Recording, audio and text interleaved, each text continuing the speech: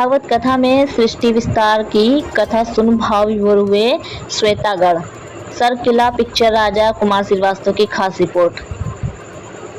वाराणसी अदली बाजार में चल रहे श्रीमद् भागवत कथा के दूसरे दिन वृंदावन में पधारे कथा व्यास आचार्य मनोहर कृष्ण जी महाराज।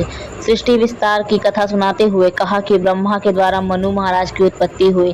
तत्पश्चात मनु महाराज की 3 बेटियां हुई, जिसमें अकुति, देवहूति और प्रसूति के वंश विस्तारण का वर्णन किया गया। अकुति का विवाह रुचि प्रजापति व देवहूति का विवाह कदम्ब मुनि के साथ संपन्न हुआ। कदम्ब मुनि के यहाँ भगवान स्वयं कपिल का रूप धारण कर अवतार लिया। वहाँ माता देवहूति को संज्ञा योग, कर्म योग तथा ज्ञान योग के बारे में बताया।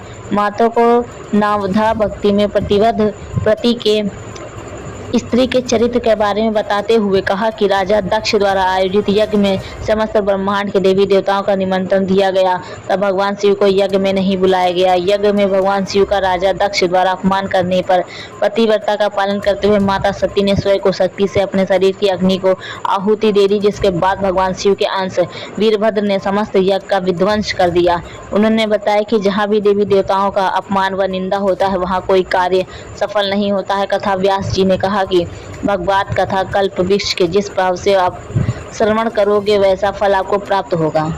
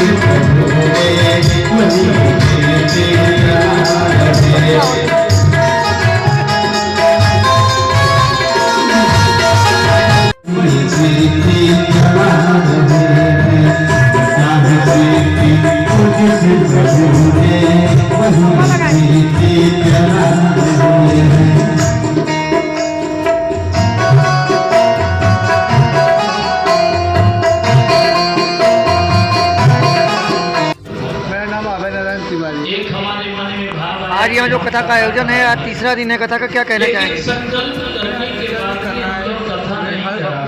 यही सूचना करना चाहता हूँ, अधिक मात्रा एक तो श्रावण का मास इसमें अधिक चर्चा होती है, धर्म के परिणाम सबसे अच्छा होता है। लोग ज़्यादा से ज़्यादा आए, आपने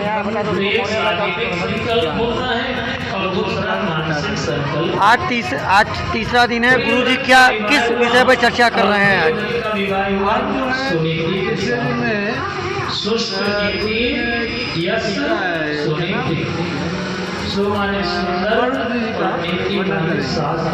क्या कहना चाहेंगे कथा को लेकर काशीवासियों? कथा को लेकर क्या कहना चाहेंगे काशीवासियों को? कथा के बारे में बहुत अच्छी कथा कर रहे हैं। हमारे वृंदावन से आए हुए बहुत अच्छा कथा कर रहे हैं और बहुत अच्छा लग रहा है। और यहाँ पे लोग आ भी रहे हैं। और ये कथा कब से कब तक चलेगी और लास्ट समापन कब है इसका? ये कथा आज बुधवार तक चलेगा। बुधवार को लास्ट इसका रहेगा भंडारा। अपने क्षेत्रवासियों को क्या कहना चाहेंगे? हम अपने क्षेत्रवासियों को ये कहना चाहेंगे वो लोग आए, बहुत कथा होता है, बहुत मौका जैसा कथा मिलता है। कई स्वागत करने के लिए आते हैं, मिलता नहीं है मौका, ऐसा मौका मिला है तो वो लोग ना गवाए, बस वो लोग आए। और श्रावण माह में अधिक माह में ये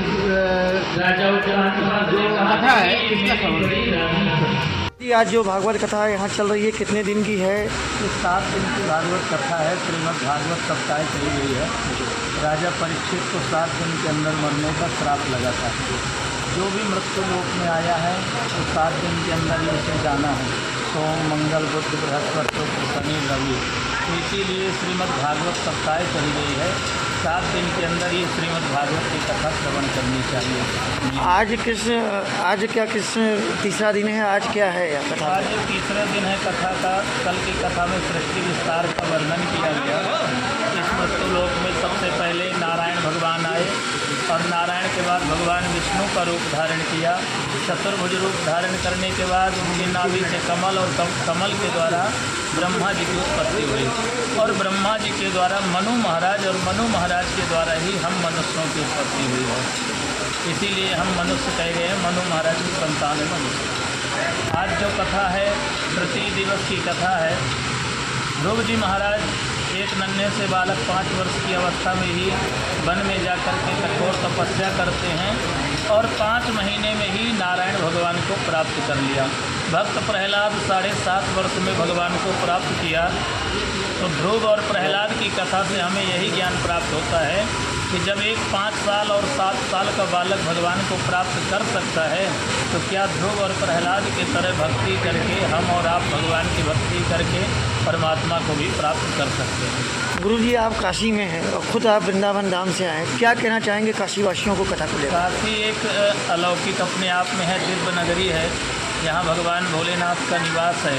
ये काशी विश्वनाथ की नगरी है, गंगा का पावन तट है, ज्ञान की भूमि काशी कही गई है, वैराग्य भूमि अयोध्या है और भक्ति भूमि वृंदावन है।